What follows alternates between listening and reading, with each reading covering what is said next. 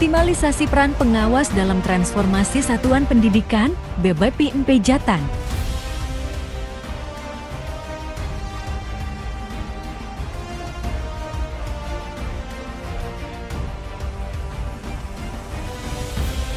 Meningkatkan kemampuan pengawas untuk menelaah kebijakan Kemendikbudristek, tujuan kegiatan.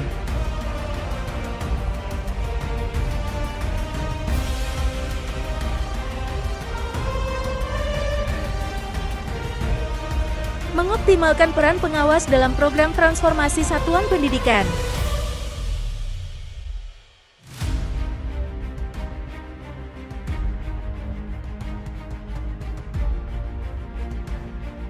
Meningkatkan pemahaman pengawas terhadap materi BIMTEK, Kode S Headliness.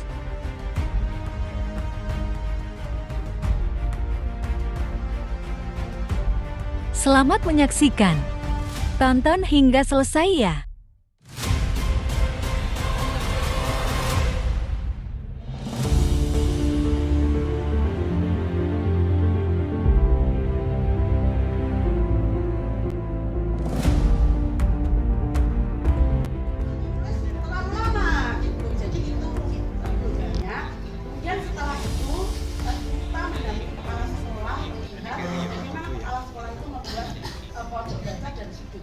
serta memasukkan metode membacanya di otomatis kita pengawas itu ke sekolah ini melihat dari modul ajar dan dari kemudian kalau ini kan ya sudah langsung ke kepala sekolah. Iya, ini kan tugasnya si kepala sekolah atau ya. Yang dilakukan adalah seperti itu yang mendampingi kepala sekolah. Ketika kita membuat itu kemudian kita ada dalam kita itu mendampingi itu ada instrumennya. Mungkin bahasanya dibalik Itu ya. bahasa di kalimat nomor 1 itu dibalik sehingga terkesan pengawas tidak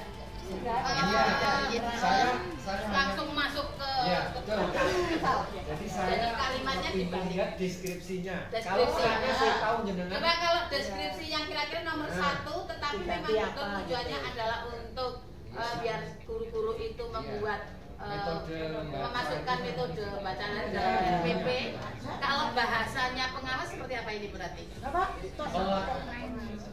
Melakukan pendampingan dalam menyusun modul ajar,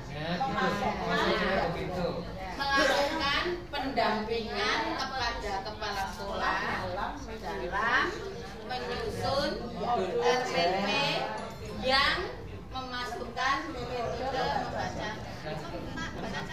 Ini mungkin hanya soal redaksi. Saya tahu panjenengan pasti seperti yang saya katakan. Cuman ini redaksinya sudah to the point ke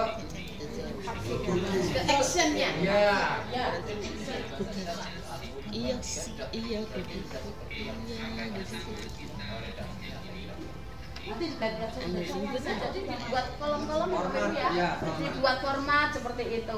Apa mau melakukan pendampingan apa ini? Oh, mentoring tentang ini atau fasilitating tentang apa seperti itu. Terus indikator keberhasilannya seperti apa? Siapa saja yang akan dilibatkan seperti itu kan itu lebih membantu kita untuk merealisasikan kegiatan itu. Setuju Bapak Ibu? Iya. Jadi kalau ini beberapa kesulitan yang dihadapi guru saat mengikuti aksi nyata di platform Merdeka Mengajar. Yang pertama atau A itu kurang memahami pedoman aksi nyata, sehingga nanti akan berimplikasi pada tadi ya kesulitan-kesulitan.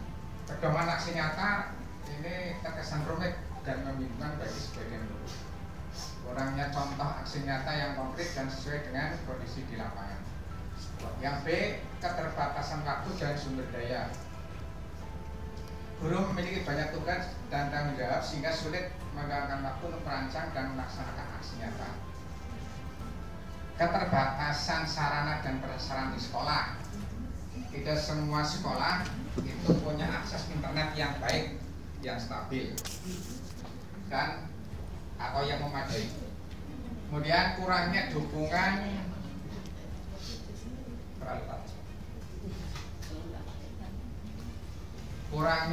dan pendampingan ya. Kurangnya pelatihan dan pendampingan dari pihak sekolah atau dinas terkait atau yang terkait ya dengan pelaksanaan aksi. Kurangnya komunikasi guru untuk saling berbagi. Nah, ini nanti dikaitkan dengan Kombel ya, saling berbagi pengalaman dan solusi dalam melaksanakan aksi nyata. Apa dampak dan akibatnya? Dampak aksi nyata tidak dapat divalidasi hingga tidak dapat membuahkan sertifikat sebagai bukti tugas telah diselesaikan.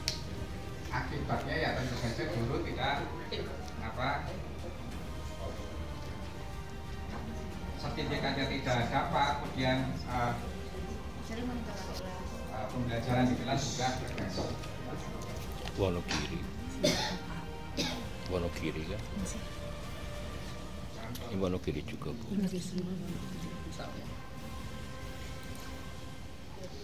Ini orang hutan ya. Wono, alas, kiri gunung, alas dan gunung. Apa dampak dan akibatnya? Dampak aksi nyata tidak dapat ditulis dengan bahasa yang jelas dan mudah dipahami. Kutip ya, misalnya ada pelatihan dan workshop yang disediakan atau ada pada platform Merdeka Mengajar. Bergabunglah dengan komunitas belajar ya. Antar di sekolah maupun antar sekolah untuk saling berbagi pengalaman dan solusi.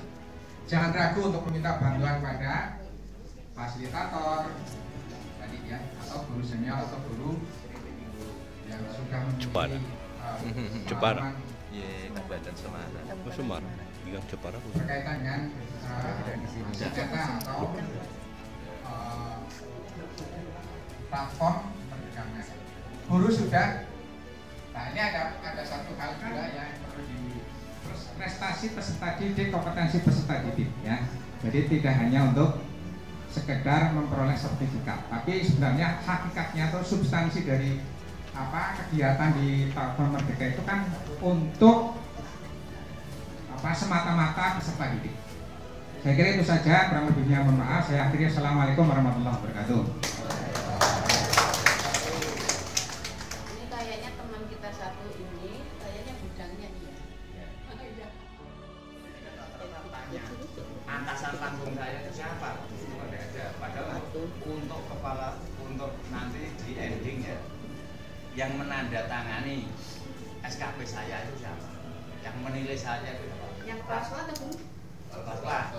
Nah, rata-rata RHK itu menjadi acuan ya dalam pengawas membuat RHK atau SKP tahun 2024. Kemudian untuk kepala sekolah memang sampai sekarang belum ada, artinya kebijakannya belum jelas untuk kepala sekolah. Apa mau dinilai oleh kepala dinas sendiri atau oleh didelegasikan kepada kabid atau pengawas sekolah. Kemungkinan besar kalau dari diskusi teman-teman pengawas di Kabupaten Lubulingga, kemungkinan didelegasikan kemungkinan kepada pengawas sekolah. Namun kemarin ketika ada rapat perwakilan itu saya usul kalau yang namanya kinerja betul atasan itu kan adalah kepala dinas. Nah, ketika diselisih pada kita, apakah mungkin? Karena apa? Karena di situ harus punya aktinya kepala dinas. Bolehkah aktinya dinas pakai kan? Sehingga sekarang ini saja ini belum bisa masuk untuk ke sana. Padahal kalau kita lihat lini masa di saat ini kan sudah harus paling tidak itu sudah pendampingan konservasi kan. Persiapan observasi ya, itu gitu. Nah, kemudian yang kedua, sisi yang kedua, ketika kita itu belum bisa sampai sekarang. Contohnya sampai sekarang belumnya masih semacam meter Pak. Kemarin kan hanya tersedia daging dulu dari kepala sekolah, sekarang sudah melanggar yang itu akhirnya apa? Di akhir ya Pak? Yang dibuka apa itu? Di PMN. Pengelolaan kinerja Pak. Oh ya. Di pengelolaan kinerja. Monggo Ada yang nama? Untuk kabupaten itu yang Wonogiri itu, Pak. Wonogiri yang pengawas sudah sampai apa, yang untuk actingnya sudah sampai apa, Pak? Oh, kalau untuk actingnya pengawas, untuk actingnya pengawas atau yang pengawas dengan penilaian sebagai kepala sekolah. Kalau itu yang menilai kan kepala sekolah. Nah, kepala sekolah yang menilai kan kepala dinas. Nah, kepala dinas kemarin itu mendelegasikan kepada pengawas rencana, ya. Tapi masih kita ajukan ya pakai perdijen. Iya. Perdijen ketika kemarin itu dari Korban sudah ya, tadi juga memang pertanyaannya lagi ada kenapa kok tidak lolos itu ya Bapak Ibu ya, yang apanya ketika kita unggah aksi nyata tidak lolos.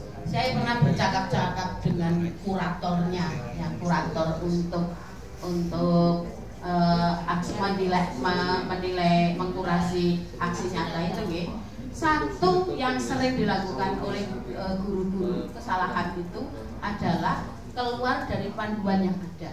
Saya setuju tadi Pak Yudi juga. Yang pertama itu betul-betul cermati panduan dan penuhi panduan itu.